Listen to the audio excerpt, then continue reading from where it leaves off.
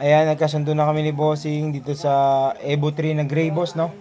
Tapos, dadalhin pa ng Bicol, boss, no? Dadalhin ng Bicol. Okay, thank you. Ayan, magandang araw mga bossing. May customer tayo mga bossing. Gusto magpa-reserve ng Evo 3. Anong kulay, boss? Gray. Kulay gray. Saan pa kayo galing, boss? Malayo. Sa Bilangonan. Ayan naman. Saan mo dadalhin yung probinsya naman ng sakyan mo pagka na, ano mo na? Bicol din eh. Bicol? Oo, ibibiyahe. Ay, babiyahe mo rin ng Bicol. Okay. Ayan si Bossing na kanina pa yan dito. Ikot-ikot siya dito. So, talagang ang nagustuhan mo talaga, Evo 3. Marami nagkagusto, sir. Pang 40 ka na. O, di ba, sir? Madali na ako eh. Pang 40 ka na para ano. Ano yung gano'n, sir? Ipon-ipon mo talaga yung ano mo? Para makapag ano ng Evo. Ayan. Baka may gusto ko man i-shoutout, Bossing.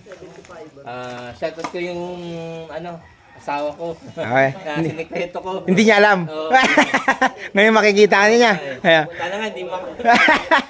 Ang problema ko nakapalo din. Kung nakapalo din, oh. Ay, malam mo, hindi mo na nakapalo para pag ano, may surprise. Nagkasundo na kami ni Bossing dito sa gagawing Evo niya. So, Evo 3 na kulay gray. Tapos yung mugs niya, anong kulay? Black. Black. Yung caliper? Red. Red naman. Okay, yan. Nagkasundo na kami ni Bossing. Kanina pa kami nag-uusap dito. Ayan.